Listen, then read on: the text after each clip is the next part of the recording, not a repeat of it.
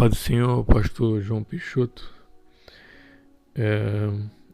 Eu quero agora ler aqui esse trecho em Gênesis capítulo 8, que fala aqui sobre quando Noé solta uma pomba. Eu vejo nesse texto aqui Deus alicerçando a história da raça humana. É isso que eu vejo. Eu já conhecia há tempos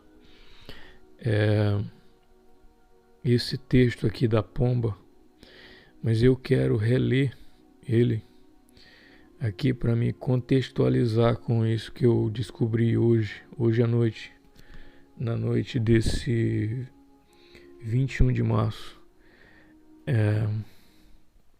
Eu estava lendo aqui em espírito e percebi uma coisa muito interessante, e como um seguidor do seu canal, eu achei que seria interessante lhe passar essa informação. Eu quero reler aqui em Gênesis capítulo 8, do verso 6 em diante. Ao cabo de 40 dias, Noé abriu a janela que havia feito na arca e soltou um corvo que, saindo, ia e voltava até as águas se secaram de sobre a terra. Depois soltou uma pomba para ver se as águas tinham minguado de sobre a face da terra. A pomba, porém, não achando onde pousar a planta do pé, voltou a ele para a arca, porque as águas ainda estavam sobre a face de toda a terra. Noé, estendendo a mão, tomou-a e recolheu consigo na arca. Olha só,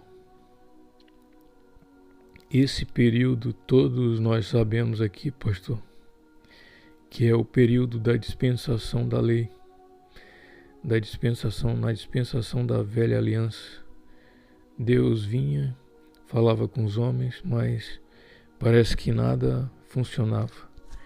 Ele não encontrava alguém que lhe fosse uma amizade, que ele tivesse uma amizade rara, que pudesse não julgar a terra, e ninguém encontrou. Então eu vou aqui, esse texto exemplifica isso. Ele solta a pomba, que figura o Espírito Santo, e ela novamente volta à arca. E Noé, lembrando aqui, exemplifica Deus, figura, né? E eu vou continuar aqui. Esperou ainda outros 7 dias e tornou a enviar a pomba fora da arca. Quando a pomba voltou a ele, à tarde no seu bico havia uma folha verde de oliveira. Assim soube Noé que as águas tinham minguado de sobre a terra. É interessante aqui nessa passagem que a folha verde de oliveira, que a pomba trazia, era, figurativamente falando, exemplifica o Espírito Santo trazendo Jesus aos homens da terra. E só para continuar, para não me estender muito, então esperou ainda outros 7 dias e enviou fora a pomba, mas esta não tornou mais a ele. E no ano 601, no primeiro mês, no primeiro dia do mês, as águas se secaram de sobre a terra. Então Noé tirou a cobertura da arca e olhou, e a face da terra estava enxuta. Olha só, isso aqui é muito interessante, essa passagem, porque aqui nós percebemos aqui uma coisa muito interessante. No ano 601, 6 mais 1, 7, o milênio, está aqui exemplificando o milênio. E tem outra coisa muito interessante aqui nesse texto. Então Noé aqui exemplifica Deus. Noé tirou a cobertura da arca e olhou, e a face da terra estava enxuta. Olha só como esse texto é profundo, porque quando ele tira aqui a cobertura da arca, quer dizer, em poucas palavras aqui, figurativamente falando, que Deus está olhando lá de cima do céu e ele vai tirar as coberturas para avistar a igreja na terra. E aquele texto que fala em Salmos, capítulo 24, verso 7, que diz assim: levantai, ó portas, os vossos portões, os vossos frontões, abram-se, ó antigos portais, para que entre o Rei da Glória. Ou seja, isso aqui nos dá assim, uma base de o que exemplifica essa cobertura da arca, no qual se refere aqui o verso 13 do capítulo 8 de Gênesis. E continuando, no segundo mês, aos 27 dias do mês, a terra estava seca. No segundo mês, isso aqui figura, é uma implicação profética forte, profunda. Isso aqui exemplifica os 2000 anos que nós já vivemos ou estamos vivendo, né? E os 27 dias do mês exemplifica o ano 2027 e a terra estava seca, continua dizendo o texto à frente. Isso quer dizer, assim como diz lá na parábola da figueira, que diz que estaria próximo o verão, sequidão, verão.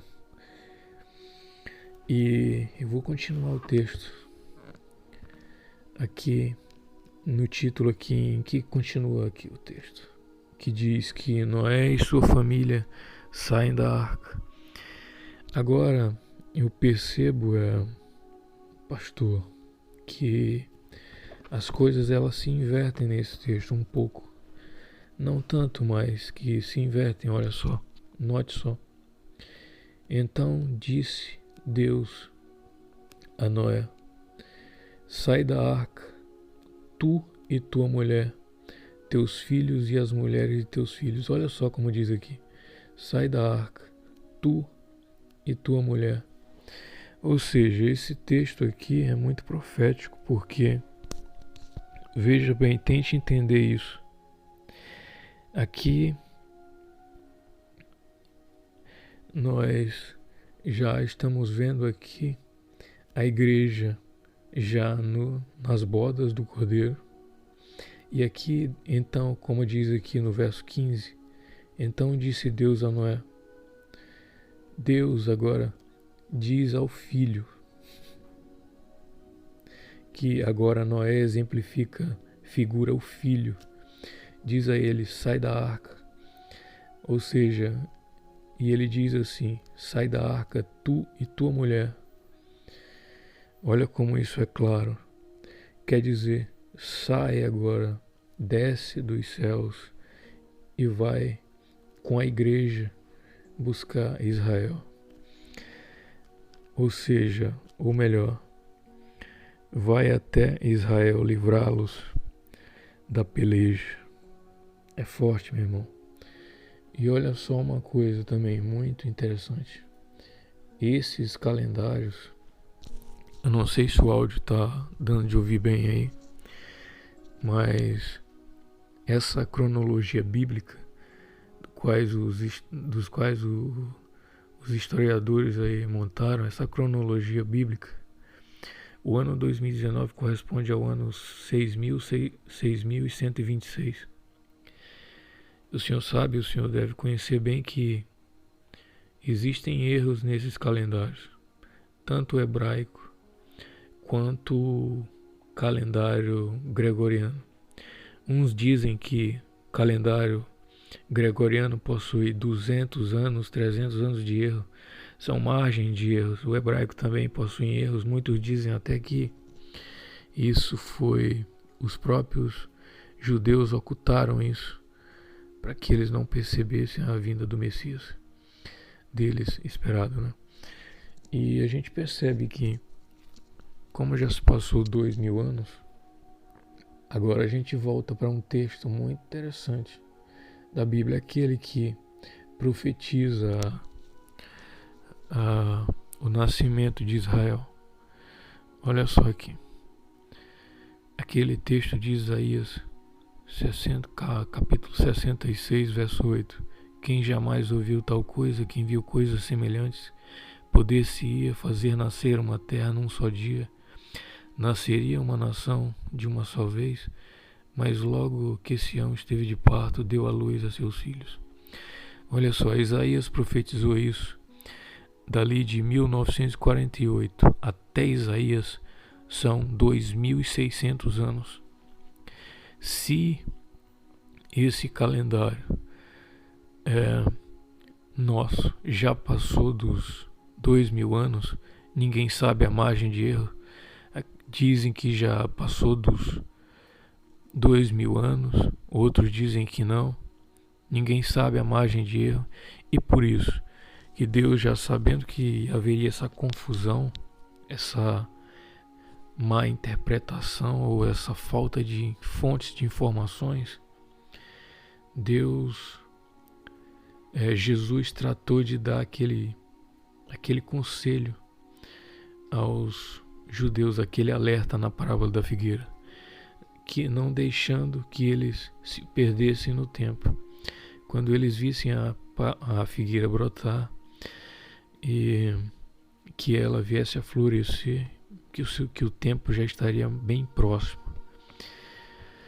Enfim, meu nobre, eu não tenho conhecimento escatológico que o senhor tem.